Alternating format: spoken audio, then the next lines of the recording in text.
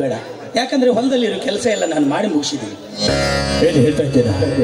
ಕೈ ಕೆಸರಾದರೆ ಬಾಯಿ ಮೊಸರು, ತುಡಿತವೇ ದುಡ್ಡಿನ ತಾಯಿ ಅಂತ ಪ್ರತಿನಿತ್ಯ ಪ್ರತಿಪಾದಿಸುವ ನೀನು ಇವತ್ತು ನನಗೆ ಹೊಲಕ್ಕೆ ಹೋಗ್ಬಿಡುತ್ತಿದೆಯಲ್ಲ, ಏನಾಗಿದೆ ನಿನಗೆ? ಅದೇ ಹೇಳಿದ್ದೆಲ್ಲಪ್ಪ, ಹೊಲದಲ್ಲಿರೋ ಕೆಲಸ ಎಲ್ಲ ನಾನು ಮಾಡಿ ಮುಗಿಸಿದ್ದೀನಿ ಅಂತ. 20 ವರ್ಷಗಳಿಂದ ಯಾವತ್ತು ನನ್ನ ಮುಖ ಕನ್ನಡಿಯಲ್ಲಿ ನೋಡ್ಕೊಳ್ಳಿಲ್ಲ. ನಿನ್ನ ಮುಖದಲ್ಲಿ ನನ್ನ ಮುಖದ ಸಂತೋಷವನ್ನು ತಿಳಿದುಕೊಂಡವು ನಾನು. ಇವತ್ತು ನಿನ್ನ ಮುಖ ನೋಡ್ತಾ ಇದ್ರೆ ನಿನ್ನ ಮುಖದಲ್ಲಿ ಏನೋ ನೋವು ಅಡಗಿದೆ. ಏನಂತ ಹೇಳಲ್ಲ, ಏನಂತ ಹೇಳು. ಅದು ಏನಾಯ್ತಂದ್ರೆ ಶಂಕರ, ನೀನು ಹೇಳ. ಶಂಕರ್, ಏನಾಯ್ತಂತ ನೀನಂತ ಹೇಳ. ಅಣ್ಣ, ಅದು ನೀನೇ ಹೇಳ್ಬಿಡೋಣ. ಹೇಳ್ತೀನಪ್ಪ, ನಾನೇ ಹೇಳ್ತೀನಿ.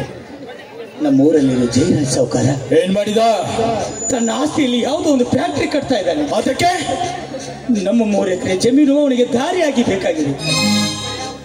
ಆ ಜಮೀನನ್ನು ಬಿಟ್ಟು ಕೊಡು ಅಂದ.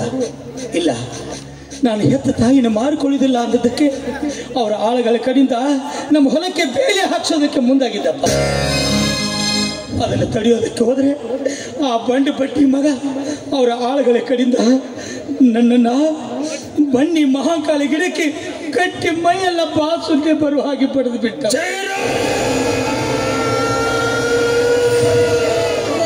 ಈ ಮಗಗೆ ಹೇಳಬೇಕಿತ್ತು, ತಾಯಿಗೋಸ್ಕರ ಪ್ರಾಣ ಕಳ್ಕೊಳ್ಳೋಕು ರೆಡಿ ನಾವು ಅಂತ. ಅಲ್ಲ, ನಿನಗೆ ಹೇಳೋಕ್ಕಾಗಿಲ್ಲ. ಈಗ ನಾನು ಹೋಗಿ ಹೇಳ್ಬರ್ತೇನೆ. ಮಾಡ್ತೀವಿ. ಒಂದು ವೇಳೆ ಅವನು ಒಪ್ಪಲಿಲ್ಲ ಅಂದ್ರೆ ಬೇಕಾದ್ರೆ ನೀನು ಹೋಗುವಂತೆ. ಶಂಕರ, ನಾವು ಹೋಗಿ ಬರೋಣ. ಹೌದಣ್ಣ, ಅಣ್ಣ ನಾನು ಹೋಗಿ ತಿಳಿಸಿ ಬರ್ತೀವಿ. ತಿಳ್ಕೊಂಡ್ರೆ ಸರಿ, ಇಲ್ಲ ಅಂದ್ರೆ ನಿನ್ನ ದಾರಿಗೆ ನೀನೇ ತರುವಂತೆ.